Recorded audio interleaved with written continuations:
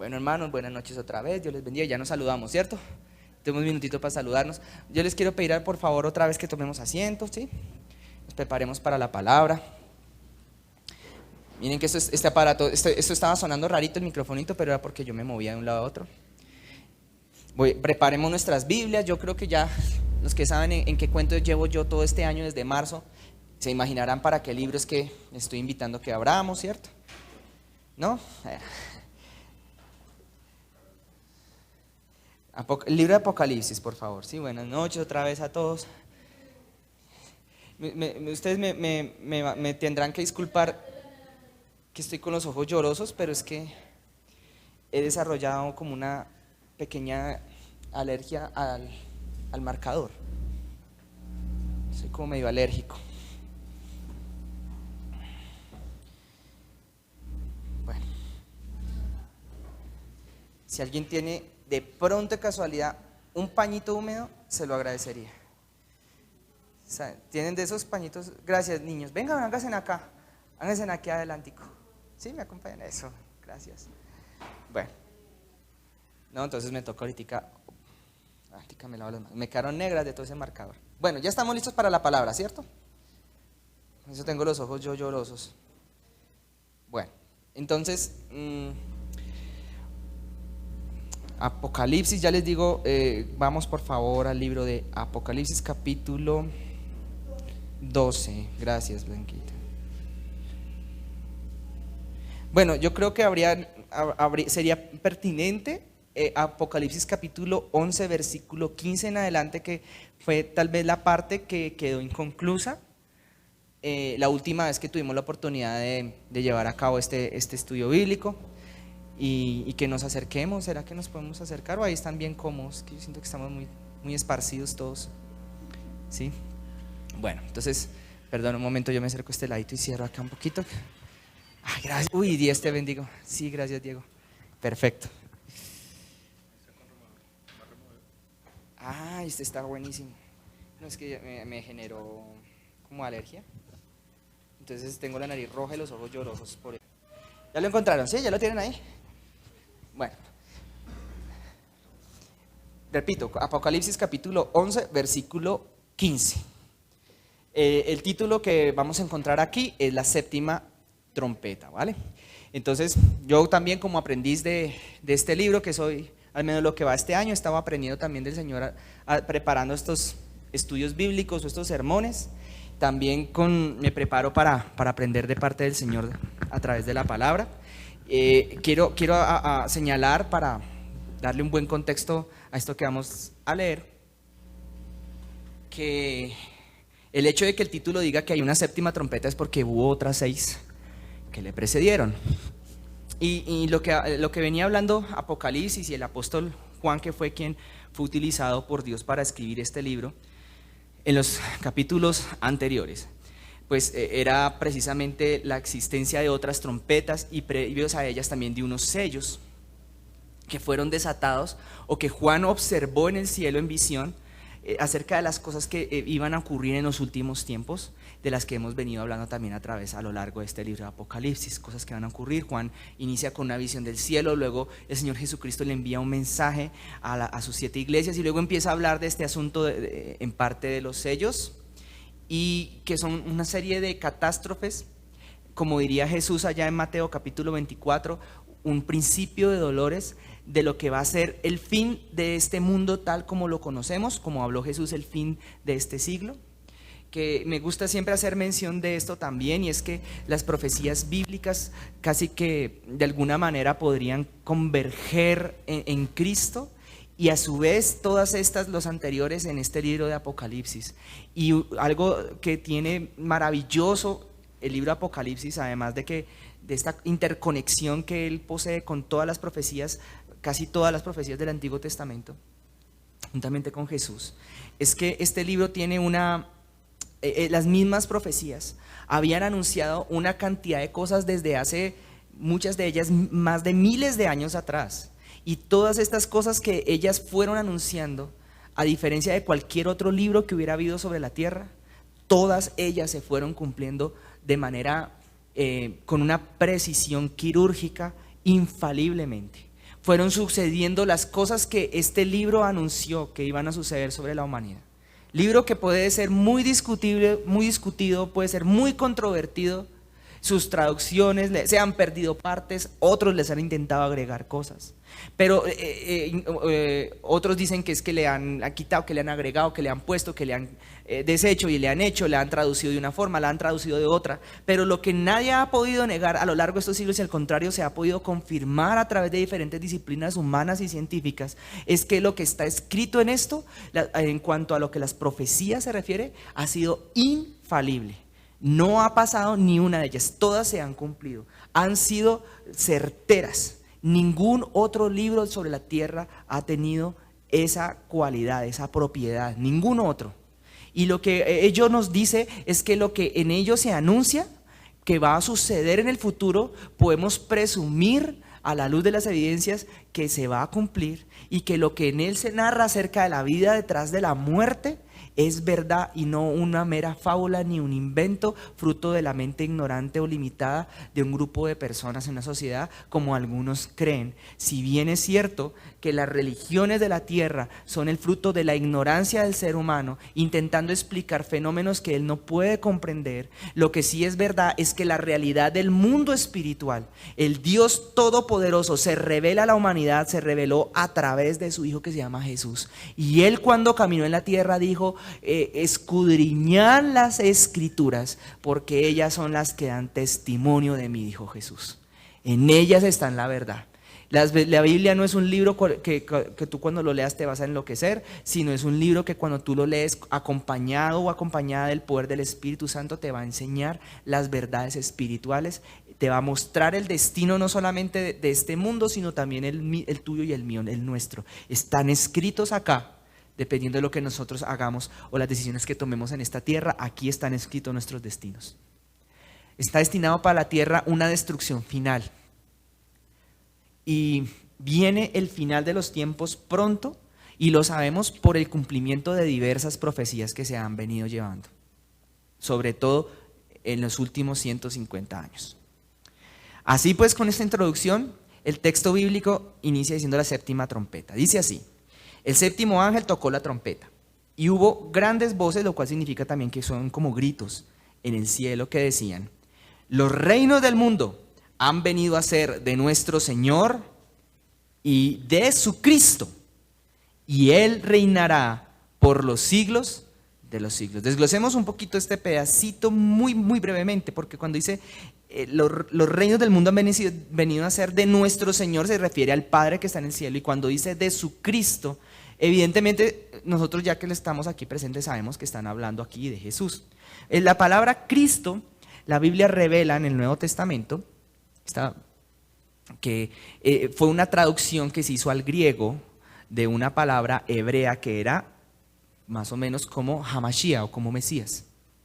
La palabra Mesías era una palabra, o Hamashiach, muy similar en su pronunciación a una palabra de la cual se deriva, que era la palabra que se usaba para decir que alguien estaba ungido.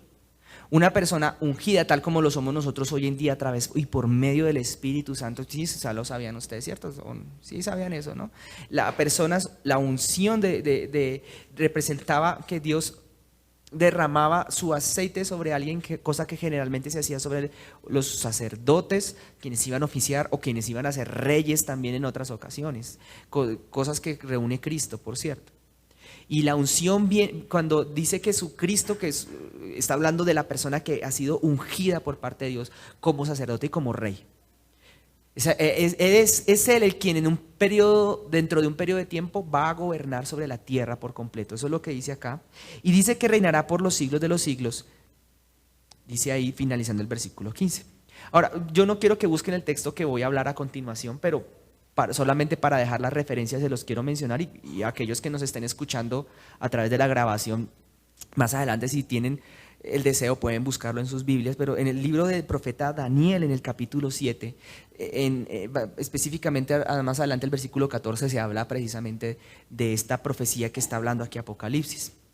En Daniel 7, les voy a narrar brevemente, ocurre lo siguiente. Sí, a veces me confundo un poco cuando hablo de esto, pero si mal no estoy, hubo un rey que se llamaba Nabucodonosor. este rey tuvo una visión, tal como después capítulos adelante la tuvo Daniel también, y en ambas visiones convergen esta idea que les voy a hablar. Y Nabucodonosor tuvo un sueño y él dijo, no puede ser que mis brujos, adivinos, hechiceros y astrólogos no sean capaces de descifrar cada vez que tengo sueños. Porque de alguna manera u otra, este señor, si bien no era un hombre conocedor de las cosas de Dios ni del mundo espiritual, sí entendía algo que había significado en los sueños. Entonces, sus brujos, sus astrólogos, ninguno de ellos daba pie con bola. Entonces, un día dijo, mire, tuve un sueño y el que no me lo interprete, mejor dicho, lo mato. Es más, vamos a hacerlo así, vamos a coger todos los brujos y tiene que el brujo saber el sueño sin que yo se lo cuente. Y si no me lo logra adivinar, lo mato. Y eso fue como una cosa así, una sentencia. Y fueron matando hasta que por fin llegaron a Daniel. Daniel, quien era un hombre de Dios que había sido llevado exiliado a la tierra de Nabucodonosor, más conocida como Babilonia. Allá estaba Daniel junto con el pueblo de Israel, o el remanente que había quedado el pueblo de Israel, que intentaban conservar su cultura, sus costumbres y sobre todo la ley de Dios y el respeto hacia ella. Entonces Daniel estaba ahí y vienen ellos y les dijeron, sí, hay un tal Belsasar, que en hebreo era, para los judíos eran Daniel, pero para el lenguaje de Babilonia sería Belsasar. Ese tal Belsasar, ese tiene el Dios de él, ese le muestra cosas, pregúntele a él. Van y llaman a Belsasar, alias Daniel, y le dicen, bueno, don Daniel, aquí lo necesita el señor Nabucodonosor. Daniel se va, ora a Dios y dice, Señor, ayúdame, Padre, porque si no me van a matar. Entonces el Padre efectivamente le responde a Daniel y le dice a Nabucodonosor lo siguiente. Nabucodonosor soñó con un monstruo que veía como una figura, un monstruo, algo así. Tenía los pies de una forma, tenía la cabeza de otra forma, tenía el torso de otra forma, de diferentes materiales. Había una aleación de piedra con hierro, pero que esa aleación no era una visión toda extravagante. Y luego Dios le da la interpretación a Daniel, y eso es lo bonito que no aparece aquí en Apocalipsis, sino que los textos se complementan. Le dice, mire, cuando usted sueña con monstruos, con bestias, con cosas de esas, usted está viendo reinos, gobiernos, naciones. Y va a venir una nación que va a acabar con Babilonia, que serán los persas. Luego vendrá otra que acabará con la anterior, que serán los griegos. Luego vendrá otra que será Roma. Y luego, después de esas 4 naciones, va a haber una que va a acabar con todas las anteriores y con todas las naciones de la tierra, las va a exterminar. Y esa última será el reino de los cielos. Y esa vendrá para el final de los tiempos. Eso le ve Daniel y se lo dice a Nabucodonosor. Nabucodonosor queda maravillado con Daniel. Efectivamente le interpreta su sueño y se lo adivina. O no se lo adivina, Dios se lo revela más bien. Entonces, aquí estamos viendo unas palabras que son usadas en la terminología de Daniel, de ese sueño de Nabucodonosor en Daniel, que vendrá el último reino y ese rey reinará por los siglos de los siglos. Entonces, cuando viene Apocalipsis y dice eso, está diciendo, ahora sí se va a cumplir la profecía de Daniel, porque efectivamente pasaron los 4 reinos y los 4 fueron destruidos. Ay, muchas gracias, Dios te bendiga. Y queda el último reino por venir. Ese que decía Juan el Bautista cuando empezó a predicar años después de Daniel. Juan el Bautista, meses antes de la aparición de Cristo, decía más o menos lo siguiente: arrepentíos, les decía a los judíos, arrepentíos, porque el reino de los cielos se ha acercado. Eso está también en Daniel 2, también, si mal no estoy. Daniel capítulo 2 y Daniel capítulo 7 fue la visión que tuvo Daniel, en la 2 fue la de Nabucodonosor, pero ambas hablan más o menos de cosas similares en ese aspecto que estoy mencionándoles. Espero no estarme equivocando mucho, pero creo que está en Daniel 2 también la otra. Entonces, finalmente, cuando aparece aquí en Apocalipsis esta palabra, que Él reinará por los siglos de los siglos, está diciendo que van a acabar las naciones de la tierra. Y las profecías que precedían a esta parte ya se cumplieron. Efectivamente, como Daniel lo anunció, vino después los siguientes reinos hasta el Imperio Romano. Y cuando acabó el Imperio Romano, lo que se supone en teoría que tenía que ocurrir era la llegada del reino de los cielos y el fin del tiempo. Los judíos de los tiempos de Jesús estaban conscientes de las profecías de Daniel y estaban esperando el fin de los tiempos inmediatamente después de la caída inminente del Imperio Romano. Pero a pesar de que el Imperio Romano cayó pocos siglos después de Cristo, el fin del mundo no llegó entonces. Y es porque hubo un evento que ocurrió a partir del momento en que Jesús murió y que sigue aún vigente y sigue presente hasta el día de hoy y que pronto va a finalizar. Y ese evento es el que nosotros llamamos muchos en la Biblia como la gracia, el periodo de gracia, el tiempo de gracia, que se abrió cuando Cristo rasgó el velo en dos, o sea, el velo se rasgó desde arriba abajo cuando Cristo murió, y descendió el Espíritu Santo sobre la tierra, y el reloj de las profecías bíblicas, sobre todo aquellas que van a impulsar el fin de los tiempos, se detuvo. Quedó quieto, paralizado. Es como si el segundero hubiera avanzado y quedó ahí quietico. Y ha estado quieto por aproximadamente 1997 años humanos. Ha parado de correr ese reloj. Ha estado quieto, retenido. Y Jesús, cuando en Mateo capítulo 24 dejó las señales antes del fin, igual que como está en el último capítulo, en los últimos capítulos de Daniel, también hay otras señales antes del fin. Muchas de las cosas que vio Daniel y anunció Jesús han empezado a ocurrir de los últimos 200 años, tales como la revolución industrial, tales como el avance de la ciencia, de la tecnología, tales como los avances también en las telecomunicaciones, tales como el crecimiento poblacional de la humanidad. Incluso algunos creen que incluso el mismísimo cambio climático, todas este tipo de cosas que son actuales, son de hoy, se están hablando ahora, habían sido anunciadas por los profetas. Las guerras que han habido a nivel mundial, así como también las catástrofes naturales que la Biblia anuncia que están por venir. En el versículo 16, entonces, vamos a ver que los 24 ancianos que estaban sentados delante de Dios en sus tronos se postraron sobre sus rostros y adoraron a Dios diciendo: te damos gracias, Señor, Dios Todopoderoso, el que eres y que eras y que has de venir, porque has tomado tu gran poder y has reinado. Y se airaron las naciones y tu ira ha venido, y el tiempo de juzgar a los muertos y de dar el galardón a tus siervos los profetas, a los santos y a los que temen tu nombre, a los pequeños y grandes, y de destruir a los que destruyen la tierra. Aquí ya empezamos a ver aquí puntadas que está dando este libro acerca de un evento que viene, que se llama el gran juicio final. Y el templo de Dios, ve en el versículo 19, fue abierto en el cielo, y el arca de su pacto se veía en el templo, y hubo relámpagos, voces, truenos y un terremoto y grande granizo. Vamos a pasar ahora sí entonces al capítulo que continúa, que es el capítulo 12 de Apocalipsis. Fíjese que aquí no hay, la separación de capítulos no pertenece al texto original, solamente fueron colocadas con fines simplemente ilustrativos, con fines pedagógicos.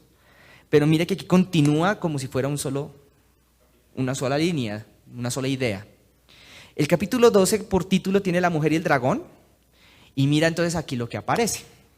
Yo antes, ¿sabes? De empezar, leamos este pedacito, esta primera frase nomás. Apareció en el cielo una gran señal. ¿Qué es una señal y para qué sirve? A veces nosotros tenemos confusión con los conceptos, ¿cierto? La Biblia habla de señales y prodigios y milagros. ¿Cómo diferenciamos estos conceptos bíblicamente? ¿Cómo entendemos que es una señal? Voy a dar un ejemplo. La Biblia habla, para poder ilustrar esto rápidamente, la Biblia habla cuando el profeta Noé se encontraba en el arca de Noé, hablaba con algunas bestias terrestres para evitar el exterminio de la natural, de ciertas formas de vida terrestres que habían sobre la tierra. Dios, queriendo preservarlas, igual que un puñado de seres humanos, los insertó, los colocó en esa arca acerca de la cual se han especulado muchas cosas, y algunos dicen incluso haberla encontrado, o al menos restos de ella. No se sabe eso, sí, yo ya no lo sé, pero algunos especulan. Y aparece entonces en escena Dios y cuenta la historia que Noé se habla con el Señor, pero antes Noé levanta un altar, porque empieza una nueva etapa para la tierra. Toda nueva etapa para la humanidad en cuanto a su relación con Dios implica una nueva etapa para el planeta Tierra. Hay una relación, un vínculo interesante desde Génesis entre el ser humano y el planeta que el ser humano habita. Es como si sus destinos estuvieran ligados. Es como si el ser humano que fue tomado del polvo de la tierra compartiera de alguna manera su destino, estuvieran interconectados. El ser humano, de hecho, que en un principio fue creado para gobernar este planeta, es como si, o al menos su superficie, es como si tuviera alguna relación con él. Las mismas proporciones de agua y tierra que hay en el cuerpo externo del ser humano son las mismas, similares a las que hay en la superficie de la tierra. Son cosas que me parecen coincidencias interesantes. Ahora, entonces, cuando aparece una señal, es porque Dios le dijo a Noé, Esta es la señal que va a haber entre tú y yo de este pacto que hago contigo. Yo levanto mi mano y juro que voy a cumplirte este pacto que hoy hago contigo. El pacto será: no jamás volveré a destruir la tierra a través de una inundación o con agua. No lo haré, ya lo hice una vez, no lo haré nunca más. Nunca más con agua. Y al lado de todo pacto, que generalmente viene acompañado de un altar. Un pacto es como un contrato entre dos partes. Se levanta un altar y hay un derramamiento de sangre, que es otra cosa que viene siempre al lado de los pactos, sobre todo esos pactos de ese calibre tan importante. Pues imagínense que también viene una señal. Dios le gusta las señales porque Dios le dijo a Noé: Noé, esta es la señal entre tu pacto, entre tú y yo. Dice entre ti y mí, dice así. Esta Reina Valera es una versión un poco antigua del español. Entonces dice: esta es la señal, y cuando alguno se olvidare, cuando alguno viere, no sé, alguna cosa, él dice que él deja la señal para que la gente clame y le diga: Señor, esta es la señal que tú dejaste. Es como una evidencia física, una evidencia por lo menos visible de un pacto, de un contrato, para que Dios mismo dijo, para que él se acordara del pacto. Él puso la señal para que él mismo se acordara y se detuviera de destruir la tierra con agua si algún día sentía el deseo de hacerlo. ¿Y cuál fue la señal de ese pacto? El arco iris, o al menos así la Biblia lo menciona. Entonces, el significado de un arco iris en el mundo espiritual es ese. Ese es el significado espiritual, el propósito espiritual con el cual ha sido dejado a los ojos de los seres humanos. Es la señal de un pacto. Y hay miles de pactos, ha habido pactos tras pacto tras pacto en la historia de la Biblia, que incluso nosotros seres humanos celebramos, los cuales poseen señales, que son como esta que traigo aquí a mi manito, ¿sí? Para recordar, para anunciar, para mostrar, para que uno no se le olvide. ¿Sí se entiende o no? Son señales, ese es el fin, el propósito. Entonces, cuando uno ve una señal, es como cuando tú estás viendo una película y en medio de la película entonces haces un flashback. Y un flashback es como cuando que de pronto todo se pone negro y aparecen imágenes en gris y un letrerito abajo que dice 500 años antes. ¿Sí? Y empiezan a contar algo que ocurrió en el pasado. Eso es lo que significa aquí cuando nosotros podemos ver que dice: apareció una señal en el cielo. Es que de repente estamos viendo algo que ocurrió en tiempo pasado y que es algo que sale en el cielo, como se abre como un pergamino. Y dice Juan, dice: mire, yo vi una gran señal y vi a una mujer que estaba vestida ¿de qué cosa? ¿Cuál es la vestidura de la mujer? Pregúntele al texto, de sol. Pero además de que estaba vestida de sol, ella, ¿en dónde esa mujer tenía la luna? Debajo de sus pies. Y encima de la cabeza de la mujer, ¿qué tenía? Una corona de 12 estrellas. Entonces aquí este es uno de los capítulos que a mí me parece más provechoso mencionar cuando, en el día de hoy, toda vez que cierta teología, cierta doctrina de error que ha gobernado, que ha existido por lo menos unos 300 años, o 250, 300 años para acá, se ha difuminado a través de toda la tierra. Y es una doctrina que nació hace ese tiempo en el seno de algo que ellos llaman la Iglesia Católica, Apostólica y Romana. En ese lugar, en los tiempos de la Reforma Protestante, dice la historia, los historiadores, nació en ese lugar la doctrina de la Virgen María. Para los que ya me han escuchado esta historia varias veces, espero, tal vez sea repetitivo, pero lo voy a contar brevemente. Alguna vez tuve la oportunidad, por pura casualidad, de leer ese libro que ellos, por cierto, hasta bonito en algunas partes, que llaman Catecismo Católico.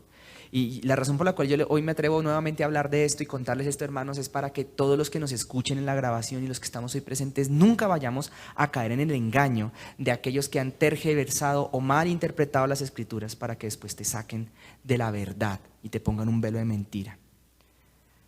Alguna vez cuando yo tuve un encuentro con una persona de estas en mi familia, más bien en la familia de mi parentela, esta persona, cuando escuchó que yo era cristiano, la primera reacción de esta persona, en medio de su misericordia aparentemente y de su amor hacia mí aparentemente, es correr a implorarme que por favor saliera de la iglesia cristiana y fuera corriendo a confesarme de un sacerdote para que todos los demonios que se me habían metido por el cristianismo salieran de mi vida. Y con algo de soberbia me lo dijo también, pero claro, cuando un familiar se atrevía a hablar con este varón, este hombre, ¿qué le sacaba? ¿Con qué le contraargumentaba? Con la Biblia. ¿De dónde sale esta idea y esta teología de la Virgen María, que le llaman la Madre de Dios, la Reina del Cielo? ¿De dónde ellos pretenden sacarla? Les quiero contar, de tergiversar textos bíblicos como el que acabamos de leer, justo hace un momento. ¿Por qué? Porque tú lees el Catecismo Católico y te dice María, los misterios, los 7, no sé cómo se llaman los misterios, 7 misterios, y entonces el misterio, uno de los últimos misterios es la ascensión de María. Y cuando y te pintan el dibujito de la ascensión de María y te muestran, obviamente que en pie de página, y algunos citaban textos bíblicos y algunos de estos eran este. Y te van a decir, María está viva, está en el cielo y es la reina del cielo. ¿Y de dónde usted, señor cristiano, que está tan equivocado, saca semejante cosa que María no está en el cielo? Si mire, aquí dice, hay una mujer vestida de sol, con la luna bajo los pies, y que la cabeza tiene una corona con 2 estrellas, que además en el verso 2 dice que estaba encinta, y que tuvo al Mesías. ¿No fue así? Claro, es María. Y luego te van a abrir Génesis capítulo 3 y te van a mostrar que en Génesis 3 Dios le dijo a la mujer que tu simiente, le dijo a la mujer, tendrá enemistad contra la serpiente antigua, o sea, contra el diablo, y tú le herirás en el calcañar. ¿Ustedes no se acuerdan cómo es la imagen de la figura de la Virgen María? ¿Cómo la pintan? Sobre todo aquí en América Latina, que es el lugar en donde más se hace culto a esa entidad espiritual que está detrás de la Virgen, con una pisando la culebrita. ¿Lo sacan de textos bíblicos? Claro que sí. Y entonces, ¿qué es lo que significa esto? ¿Dónde está el error? El error está en que los cristianos, cualquiera que sea la denominación, no han tenido a lo largo de los siglos la suficiente capacidad de interconectar los textos bíblicos unos con otros para que lo que en una parte queda el cabo suelto, en otra el cabo se complemente y se junten. Este fue un ejemplo de cómo dejar cabos sueltos y crear una doctrina a partir de cosas que quedaron por ahí en el aire. Claro, cualquiera concluye, en medio de su error y más si tiene una propensión a ser usado por el diablo, claro, esa es la Virgen María, tal cual. Ahora, ¿qué es lo que significa las 2 estrellas? ¿Qué significa el vestido de sol y qué significa la luna debajo de sus pies? Pues bueno, solamente la persona que tiene el conocimiento de la palabra y el Espíritu de Dios para interpretarla, pero el conocimiento de la palabra, va a entender que todo Génesis está interconectado con los profetas del Antiguo Testamento. Y esto nos lleva directo a Génesis capítulo 37. No lo vamos a abrir, no lo vayan a abrir porque nos demoramos. Bueno, a menos que quiera, pues ya poco les voy a obligar, ¿no? Génesis capítulo 37. Allá, espero no estarme... había un personaje allá muy importante que se llamaba José. José, que era el niño pequeño de la familia de Jacob, tuvo un día un sueño y quedó escrito allá en los libros de Moisés. El sueño, el primer sueño que narra que tuvo José y el único sueño en toda la historia de José que fue interpretado por sus papás y sus hermanos, porque José no lo interpretó, lo interpretaron el papá y los hermanos. José se despierta diciéndole, papá, mamá, hermanos, soñé con ustedes. Yo, José, el más prudente, el que cuento todo lo que, así, y no pienso para hablar, les voy a contar el sueño que tuve. Imagínense que yo voy a ser el rey de ustedes. ¿Cómo les parece, familia? ¿Chévere, sí o no? El papá y la mamá dijeron, ¿cómo así que soñaste? Fácil, mire, que la luna y el sol se inclinaban ante mí y 2 espigas, o 2 estrellas también, porque él tuvo, ahora que recuerdo, doble sueño, hacia mí se inclinaban y yo gobernaba. Eso fue lo que soñó José aquella vez. Las 2 estrellas representan a las 12 tribus de Israel, los 12 hijos de Jacob, y la luna y el sol también representaban a los padres de José, pero también significan a lo largo de la historia bíblica algo más profundo que eso. La luna ha representado al pueblo de Israel y el sol ha representado a los demás pueblos de la tierra. Los calendarios bajo los cuales se rige el pueblo de Israel, incluso hasta el día de hoy, están basados en los ciclos lunares, que son ciclos de 28 días. Los ciclos lunares, que son de 28 días, conforman años de 360 días. Para lo cual el pueblo de Israel, aún hasta el día de hoy, compensan el desfase con los años solares, colocando un año bisiesto en el cual le agregan un mes. Así como nosotros tenemos años bisiestos en los que le agregamos un día, toda vez que nuestros años son de 365. Pero las vueltas del sol a la tierra no están determinadas por la luna en ninguna manera, sino las podemos determinar a través de la inclinación del ángulo de la Tierra, la inclinación de nuestro eje, que son de 23 grados y medio. ¿Y eso qué tiene que ver? Los 23 grados y medio de inclinación de la Tierra le ha permitido a la humanidad de tiempos inmemoriales darse cuenta cuando la Tierra le da una vuelta al Sol. Debido a los equinoccios y debido a los... Se me olvidó la palabra del otro. Bueno, los equinoccios y los... Me olvidó el nombre de la otra palabra. Los solsticios. Que de hecho hace poco pasamos por el solsticio de invierno. Los solsticios son el punto justo donde coincide una vuelta al Sol. El ángulo está así, la Tierra da la vuelta así. Aquí estamos en un solsticio, aquí estamos en el otro solsticio. Cuando llega el Sol y le da justo en su plenitud al norte, los 23 grados y medio que les hablo. Yo sé que de pronto esta cosa no es muy fácil para entender para los más chiquiticos, porque ya estoy hablando cosas más abstractas, pero si usted puede usar la imaginación, a lo que voy es que la luna en la Biblia representa siempre cosas o eventos que tienen que ver con el pueblo de Israel, y el Sol cosas que tienen que ver con la tierra. Con el resto de los pueblos de la tierra. Eclipses solares o profecías relacionadas con eclipses solares, profecías relacionadas con cosas que le van a pasar al resto de las naciones de la tierra. Profecías con eclipses lunares, profecías que tienen que ver con eventos que le va a pasar al pueblo de Israel. Ahí les dejo esa. Ahora, Juan ve en esta visión una mujer con 2 estrellas, con el sol y la luna. Al fin y al cabo tenía el vestido de sol, pero la luna a los pies.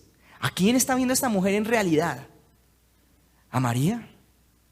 Ciertamente no. Está viendo en visión una representación en señal, como bien lo dice ahí, de lo que es el pueblo de Israel. Cómo Dios ve el pueblo de Israel. Jesús dijo que también la iglesia es como una novia, como una dama. Y en Ezequiel capítulo 16, el mismo Señor Dios Jehová habla de su pueblo de Israel y se refiere a él como una niña que luego se vuelve mujer. Él le dice a él su doncella, su mujer. Le dice a ella, Israel. Entonces esto es lo que en lenguaje profético está viendo realmente Juan. No a la Virgen María, está viendo al pueblo de Israel. Y dice que sobre su cabeza la corona de 2 estrellas.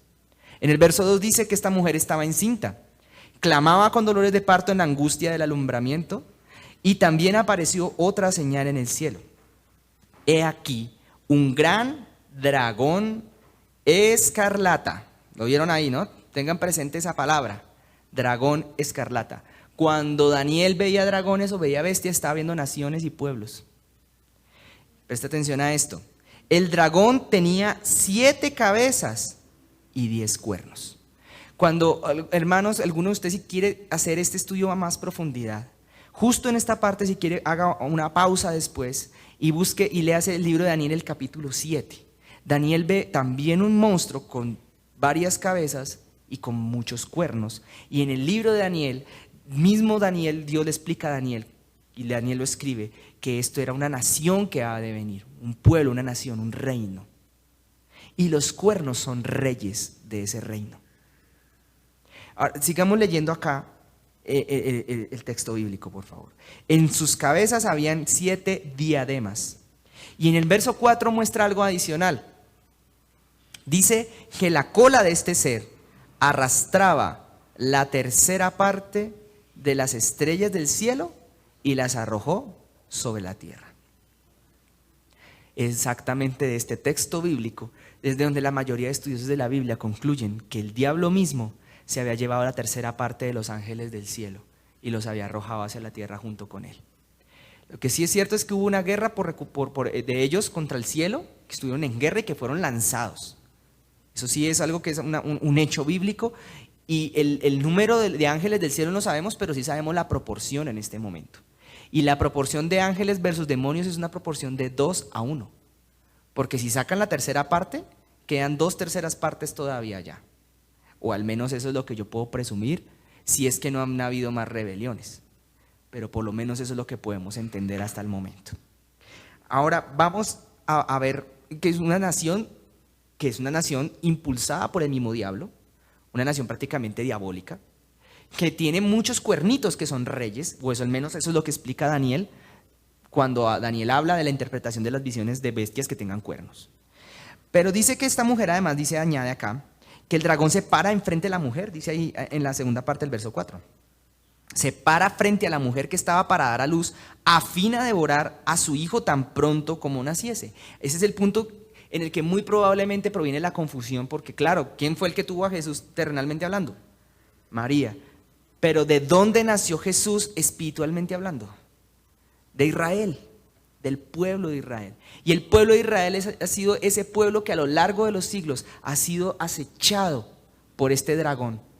Ha sido el pueblo que que de manera sistemática este dragón ha intentado exterminar a lo largo de las generaciones de la tierra. Para muchos estudiosos de la Biblia que han sido cuestionados acerca de la veracidad o no de la Biblia, una de las más grandes pruebas de que lo que dice la Biblia es veraz y es cierto, es que al día de hoy aún exista el pueblo de Israel. El único pueblo que desde los tiempos en el que desde que existe al día de hoy no ha habido ningún otro pueblo que haya logrado existir conservando su cultura, su lenguaje, sus tradiciones, pero sobre todo su fe a lo largo de los siglos. Ningún otro, todos los demás dejaron de existir. Los mismísimos mayas, los mismísimos aztecas. El propio pueblo de Egipto se disolvió en medio de las naciones de la tierra y dejó de existir para siempre. Algunos creen que por una gran sequía. Babilonia, todos los grandes pueblos, naciones y pueblos de la antigüedad dejaron de existir, y el pueblo de Israel sobrevivió a todas estas épocas, aún incluso cuando han sido objeto de intento de exterminio múltiples veces. Jamás han sido destruidos. Ahí siguen, tal como el dragón escarlata, dice acá, se pare frente a la mujer. Pero mire lo que dice acá, a fin de devorar su hijo cuando naciese. Pero dice que ella dio a luz un hijo varón, dice en el verso 5. Que dice que regirá con vara de hierro a todas las naciones, dice acá. Y su hijo, dice entonces, fue arrebatado para Dios y para su trono. Y yo les pregunto, ¿y esto ocurrió o no ocurrió? Ciertamente sí ocurrió. Cuando quedó escrito que muchos presenciaron en la ascensión de Cristo resucitado. Y la mujer, verso 6, dice que huyó al desierto, donde tiene lugar preparado por Dios para que allí la sustenten por 1260 días. O lo que es lo mismo en años lunares, por 3 años y medio. Hay un número que va a aparecer de manera súper recurrente a lo largo de todo el libro de Apocalipsis y las profecías de Daniel también. Los 3 años y medio. A veces se da la cifra en número de días, a veces en número de meses, o a veces en número de tiempos, como lo habla la Biblia, porque es otra forma de llamar los años, por tiempo, tiempos y mitad de un tiempo. Lo dice de diferentes maneras. Es un número muy importante. El 3 años y medio es la mitad de 7 años. El 7 años es a su vez un número muy importante de tiempo en la Biblia, porque es una semana de años. La Biblia había establecido que cada 7 años, un añito de descanso para que la tierra reposara.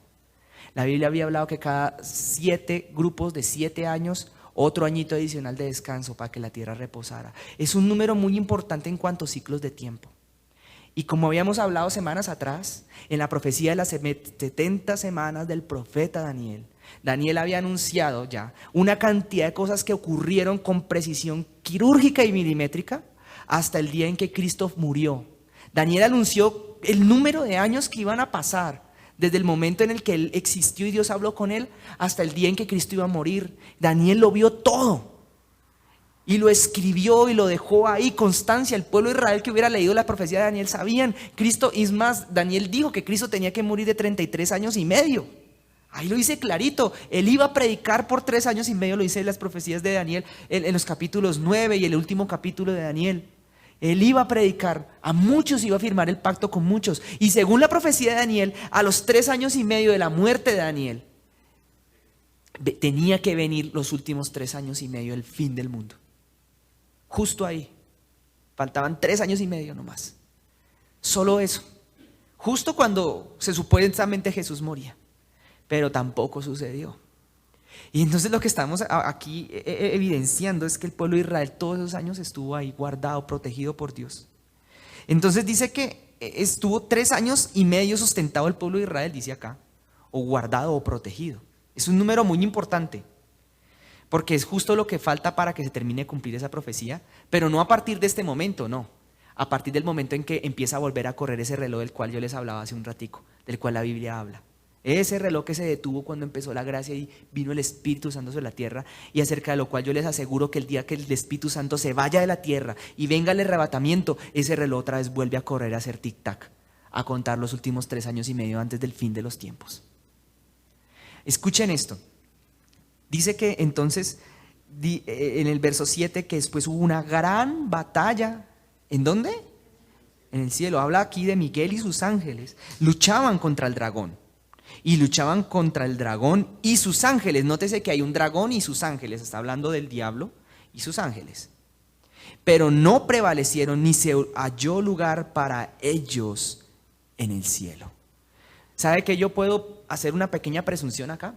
Que este texto está narrando que en medio de todos los sucesos que han ocurrido a lo largo de la historia del cielo, hubo un momento en que aparentemente el diablo y sus ángeles intentaron entrarse al cielo. Intentaron allá como, vengan a ver que nos vamos a tomar el cielo, como una invasión militar, una incursión al cielo. Y dice que los ángeles lucharon contra ellos y luego de una batalla no se encontró lugar para el diablo ni sus ángeles, ni el dragón ni sus ángeles. No pudieron entrar al cielo, no lo lograron. O al menos eso es lo que dice acá, pero lo que viene después es aún más interesante. Después de esta batalla épica en la cual el diablo intenta tomarse el cielo por sus propios medios, viene el verso 9 y dice que después de esto, él fue lanzado afuera. Dice primero el gran dragón, luego la serpiente antigua que se llama Diablo y Satanás, el cual engaña al mundo entero, fue arrojado a la tierra. Esto me suena muy interesante. Muy, muy, muy interesante. Además habla como de una especie de trinidad allá. Repito, hay como un dragón, habla de una serpiente antigua, que podríamos pensar que es el mismo Satanás, el dragón, tal vez sus ángeles, sus demonios, y Satanás, el cual engaña al mundo entero. No quiero entrar en demasiadas especulaciones, pero supongo que hay una trinidad ahí.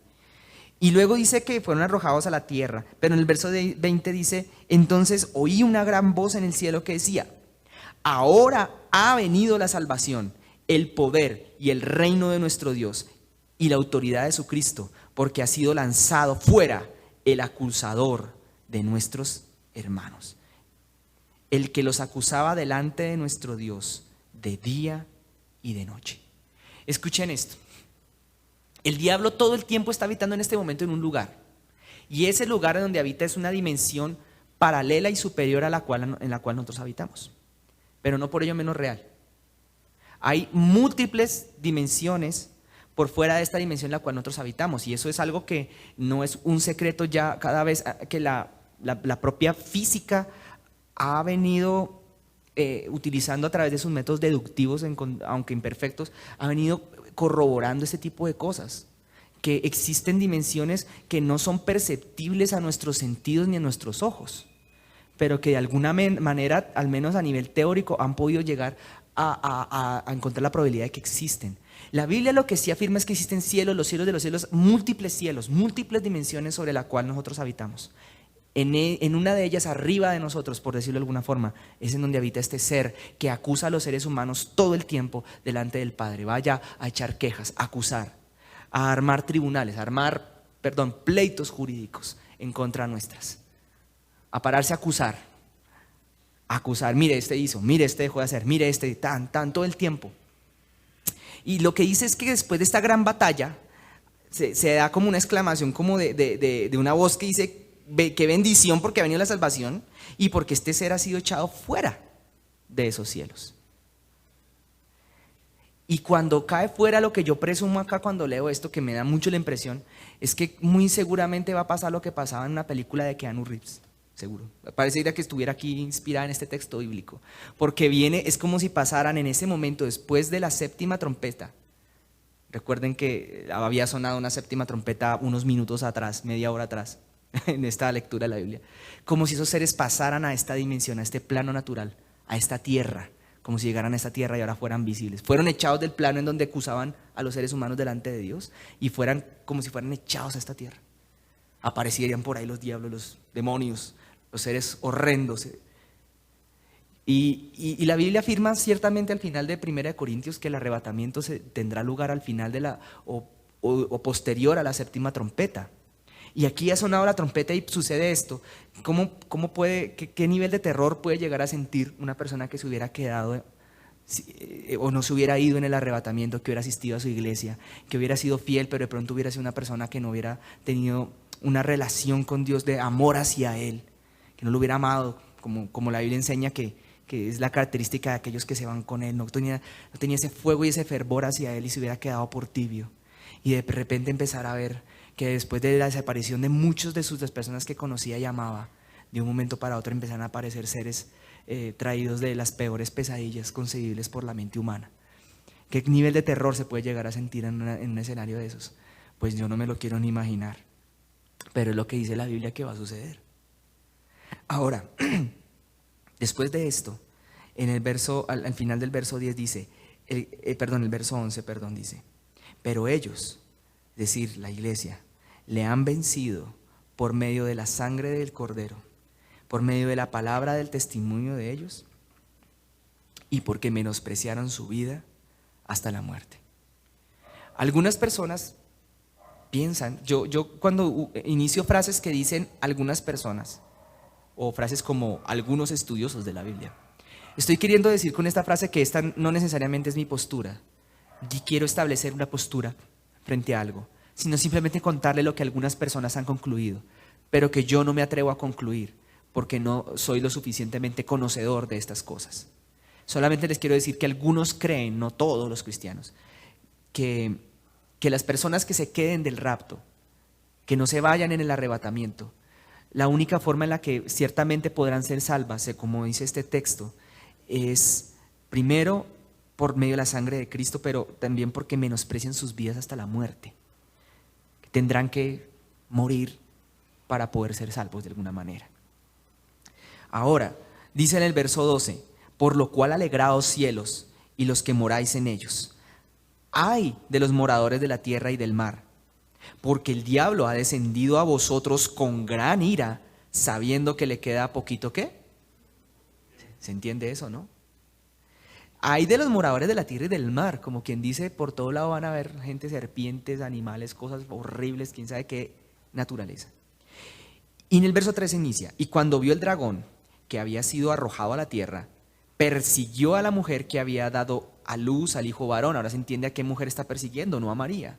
¿Está persiguiendo a quién? Al pueblo de Israel, al pueblo judío, como lo llaman hoy en día.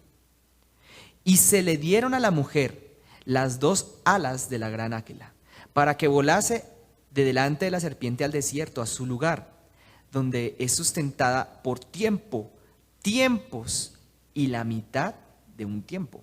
Nuevamente esta terminología de 3 años y medio. Y la serpiente arrojó de su boca tras la mujer agua como un río para que fuese arrastrada por el río. Pero la tierra ayudó a la mujer, pues la tierra abrió su boca y tragó el río que el dragón había echado de su boca. Entonces el dragón se llenó de ira contra la mujer y se fue a hacer guerra contra el resto de la descendencia de ella, que esto es, los que guardan los mandamientos de Dios y retienen el testimonio de Jesucristo. Y hasta aquí ha terminado el capítulo 12 de Apocalipsis. Creo que aquí ya no hay suficiente tiempo para continuar con el 13. Pienso que es prudente ya terminar o parar en este punto en esta noche. La cosa se va poniendo más chévere, ya vamos la mitad de Apocalipsis aquí, a este punto. Yo creo que Dios sí me va a terminar, finalmente dando permiso de culminar de leer este libro. ¿Alguien sabe cuántos capítulos tiene Apocalipsis, por cierto? Pero, sí, 22, ¿cierto? Y entonces, pues así las cosas, hermanos. ¿Alguien sabe cuántos libros tiene la Biblia? Eso, muy bien. Entonces, ¿por qué los católicos tienen más?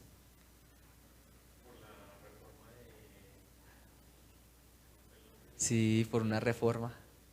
¿Sí saben eso? Exactamente. ¿Sí saben eso? ¿Sí saben esa, no? Y si algún día ustedes les preguntan, no, es que su Biblia, no es que la Biblia cristiana no la leo porque es que no es que su Biblia no tiene los libros completos, ¿usted qué le responde? Les cuento, Diego sí se ve que se lo sabe, ¿no? ¿Lo hablamos un poquito? Bueno, resulta que según... Sí, exacto. Les voy a dar la perspectiva primero que te dicen los católicos para que tú entiendas qué es lo que en esa doctrina se piensa, ¿sí?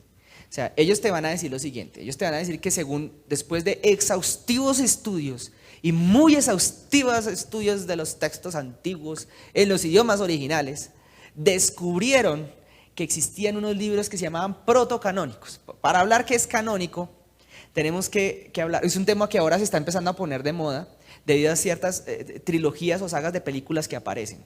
Cuando un autor crea una película, generalmente cuando es inspirada en un libro, y la película tiene mucho éxito, luego le sacan serie de televisión, luego le sacan serie de dibujitos animados, luego le sacan libros, historietas, y todos cuentan historias relacionadas con la historia original que algún escritor se hubiera inventado.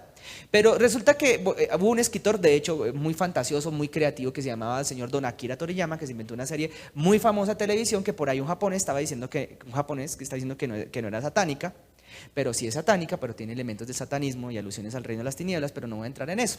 Ese señor Akira Toriyama, que se inventó esa serie de televisión de unos personajes que no voy a decir quiénes son, sí, ni su naturaleza, pero pues que se ponen el pelo amarillo cuando hacen una super transformación en un super saiyajin, ya dije quiénes eran. Ese señor Akira Toriyama crea un canon cuando él crea una historia original que tiene unos elementos que salieron de su propia imaginación. Pero la historia deja de ser canónica aproximadamente en el año 1997, cuando él entrega los derechos de su creación a unos gringos, y los gringos sacan una secuela de la serie que no tuvo bastante éxito, sino solo por unos pocos países, y que la calidad era mucho inferior.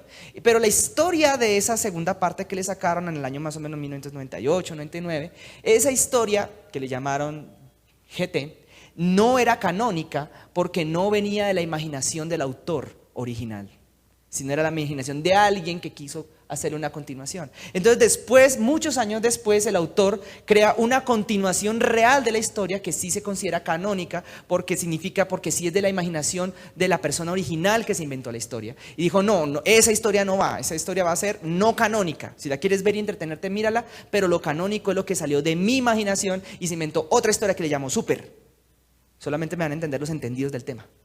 Entonces en esa Super no hay Saiyajin fase 4, es que se pone el pelo alto azul. Solamente me entenderán los que tuvieron la infancia como la mía. Entonces, en esas cosas que se inventaron, utilizan el término canónico y no canónico dependiendo de qué salió o no de la imaginación del autor. Los libros canónicos de la Biblia son aquellos que son considerados inspiración directa del Espíritu de Dios, revelación del Espíritu Santo, por medio de la revelación, y por ende considerados sagrados. Y los libros no canónicos son libros que tienen solamente un valor cultural o un valor histórico, que fueron escritos por personas evidentemente judías o hebreas que vivieron en los tiempos bíblicos y que tenían otros fines paralelos a los fines sagrados. Jesús, cuando caminó a la tierra, él hablaba mucho de tres conceptos. Hablaba de las escrituras, acerca de las cuales decía que hay que escudriñarlas. Hablaba de la ley y hablaba de los profetas. La ley, Jesús cuando hablaba de la ley y los profetas se refería a la ley cuando hablaba de los 5 primeros libros de todas las Biblias cristianas, que son los libros de Moisés, el Pentateuco, Génesis, Éxodo, Levíticos, Números y Deuteronomio. Y los profetas son todos esos otros libros que tienen carácter precisamente profético, que son aquellos que arrancan con el libro del profeta, si mal no estoy, Isaías, tal vez después de Salmos, Proverbios, Cantares, Eclesiastés, Isaías. De Isaías hasta Malaquías están los profetas, aunque los salmos también fueron proféticos. Y luego habla de las escrituras, la ley, los profetas y las escrituras, que son esos otros libros, como los libros proféticos, como los libros históricos, como los libros de los reyes de Israel, como el libro de Josué. Entonces hay 3 agrupaciones que Jesús lo hablaba así. Entonces en los tiempos de Jesús ya habían libros que se consideraban canónicos.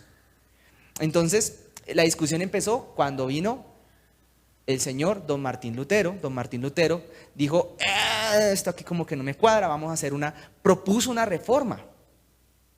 Es que no ha sido el único intento fallido de reformar esa iglesia. Si mal bien es parte de la historia del cristianismo, ha sido importante, tristemente importante para la historia de la humanidad, y nociva en muchos casos. Sí, este señor ahora, Benedicto XVI, era un antirreformista, y le tocó renunciar. Y llegó este otro señor que se llama Bergoglio, no me acuerdo este señor Bergoglio y Francisco, tenía una corriente de pensamiento tendiente al reformismo, y siempre había intentos y pugnas y fuerzas y tires y aflojes allá dentro de esa organización humana que no pasa más a hacer más que eso. Entonces ellos que dijeron, no, tenemos que hacer algo con esta reforma porque se nos están yendo los fieles, y ese discurso no ha cambiado al día de hoy. Esa fue la razón por la cual renunció Ratzinger. Se les están yendo los fieles, ¿qué hacemos? Me va a tocar renunciar porque si no vamos a perder credibilidad con esto de la pedofilia. Y las noticias que salieron por los días en los que él renunció.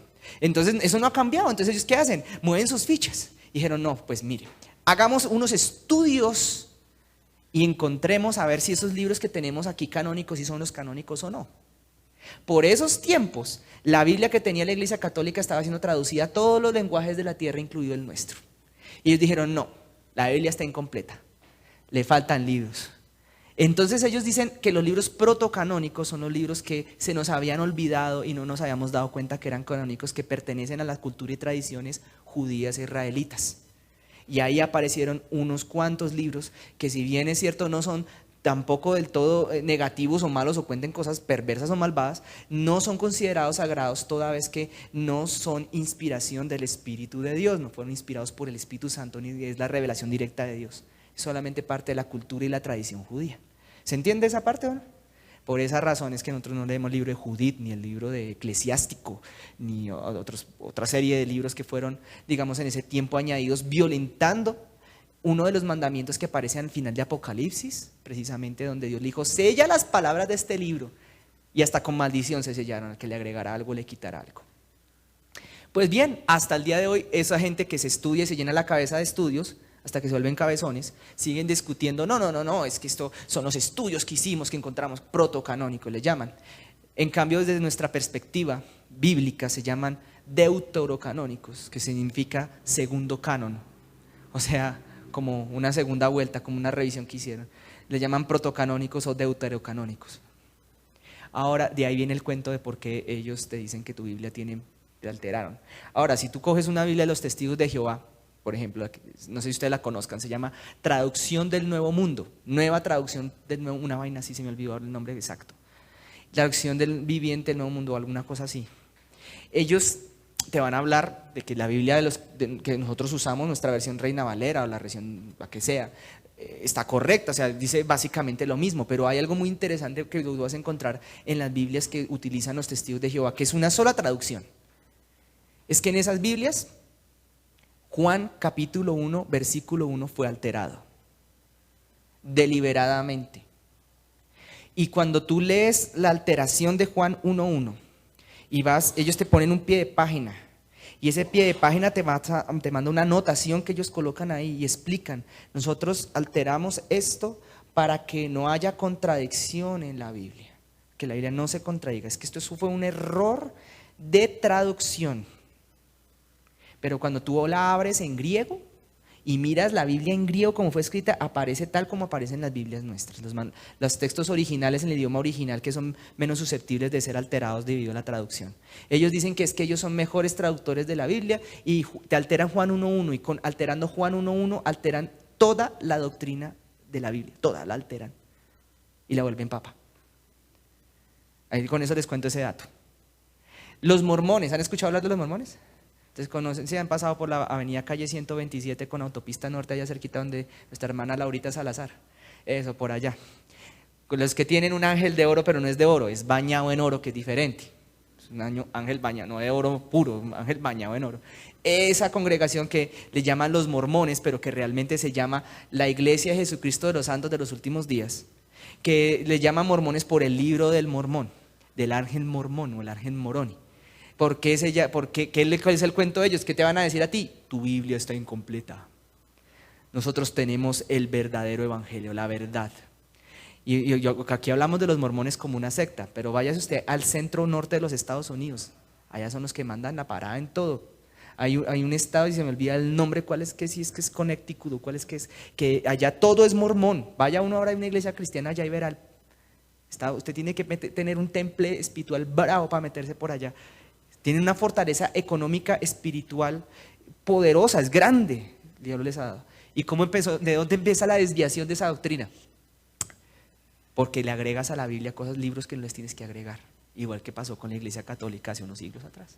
Tú vas a ver allá y ellos cogieron y te cuentan la historia. Primero te hablan de la Biblia, te hablan del amor de Dios, te hablan de Jesús, te hablan un poco de cosas maravillosas. Van a la casa, va uno de apellido Smith, otro que se llama elder significa sí, como el mayor, el supervisor. Van siempre con un elder y un Smith o algo así siempre, y llegan a tu casa y te hablan y golpean, y yo ¿por qué les cuento eso? Ustedes no tienen cara de ser esos que dejan entrar a los mormones o testigos de Jehová a la casa, pero mi mamá sí los dejaba entrar cuando yo era niño. Todos allá, venga, tome sopite y no sé qué. Allá entraban los elder a la casa y allá dejaron en la casa el libro del Nuevo Testamento de nuestro Señor Jesucristo. Ellos tienen una cantidad de libros sagrados impresionante, todos supuestamente escritos en América, en la América precolombina, supuestamente todos revelados a un señor de apellido Smith. Y al igual que la secta de los mormones, al igual que la secta de los testigos de Jehová, y al igual que la Iglesia Católica, hay algo en común en esas tres grandes grupos religiosos de error que los une a todos, y es su origen. Todos comenzaron porque un día un ángel se le apareció a una persona supuestamente, y esa persona tuvo una visión celestial y escuchó al ángel que le dijo: ahora sí yo te voy a mostrar cómo es que es la verdad. La verdad es así. Y te voy a mostrar la interpretación de la Biblia, y la Biblia se interpreta así. O en el caso de los mormones le dijo: ahora sí te voy a mostrar cuál es que el testamento que estaba perdido. Siéntese, señor José Smith, y copie lo que le voy a dictar, porque esto es el Nuevo Testamento de Jesús en América. En el caso de los testigos de Jehová, le dijo un ángel: ahora sí te voy a mostrar el fin de los tiempos y te voy a dar la fecha, 1940 y no sé qué, 1916.